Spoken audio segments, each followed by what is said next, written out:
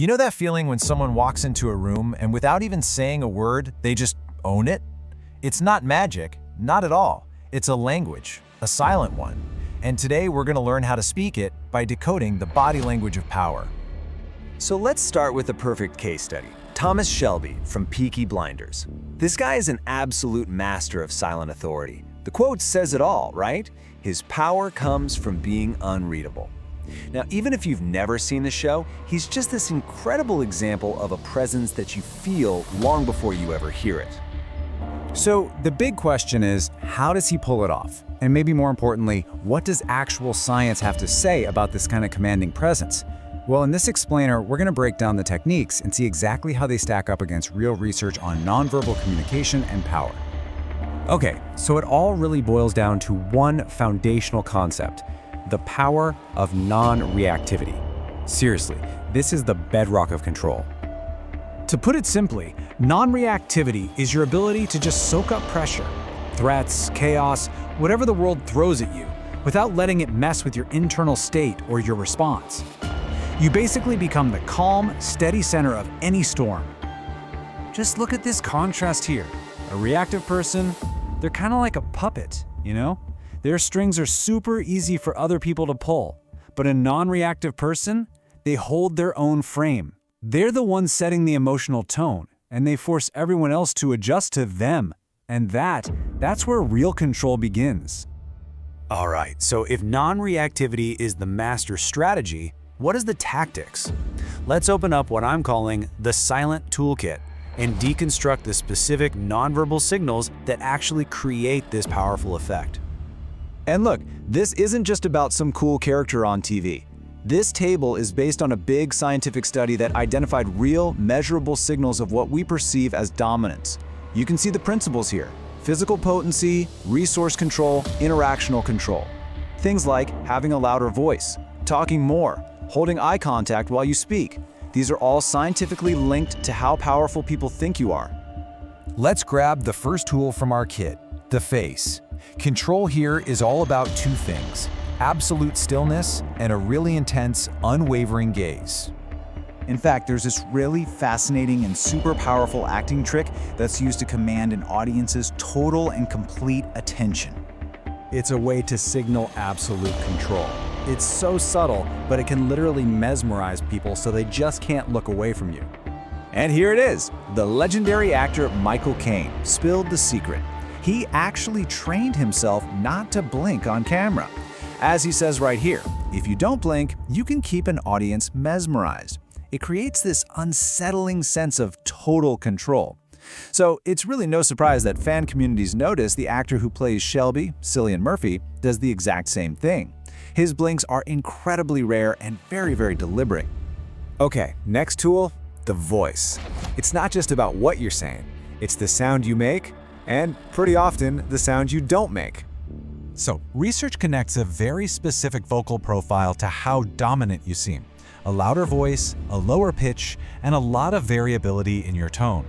The real key here is being energetic and expressive, not flat and monotone.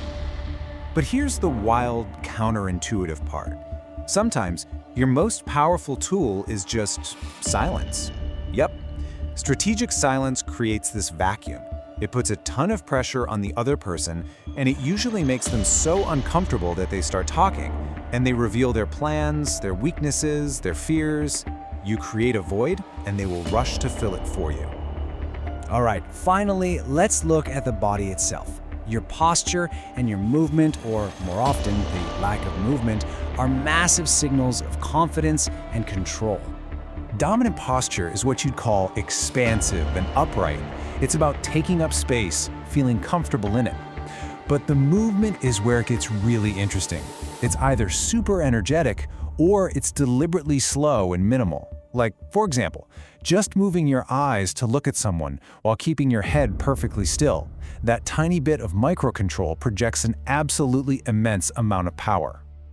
So we've covered the external signals: the face, the voice, the posture. But here's the thing. None of this really works if it's all just an act. Real, unshakable confidence, that's an inside job. We're not talking about that fake it till you make it stuff. That's superficial. It's outside-in confidence. And honestly, it's pretty brittle. True deep-seated confidence is inside out. It's rooted in a genuine belief in your own abilities.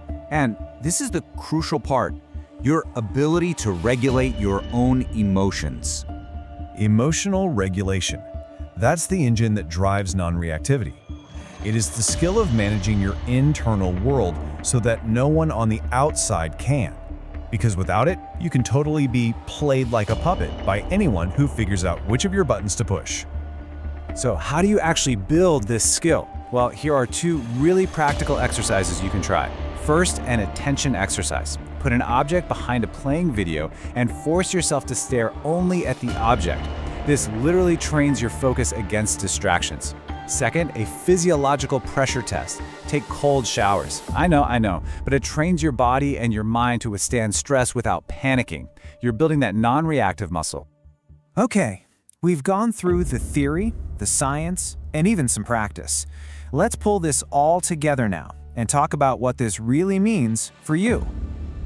So let's do a quick recap. First, the foundation of all perceived power is non-reactivity. Second, stillness and silence are incredibly potent tools for controlling an interaction. Third, remember that dominance is often signaled by energetic expressiveness, while it's nervousness that leads to rigidity. And most importantly, all of this flows from genuine, inside-out confidence that's built on emotional regulation. And if you're thinking that power is just about being some stone-faced statue, this one last stat should totally change your mind. In one major study, a staggering 97% of what are called variability signals, we're talking dynamic movements, changes in your voice, were positively linked with perceived dominance. Real power isn't stiff and static. It's controlled, expressive energy.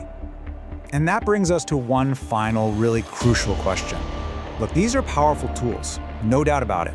But as you think about how you might use them, it's probably worth asking yourself, where is the line between projecting a powerful, positive presence and just engaging in deliberate manipulation? Definitely something to think about.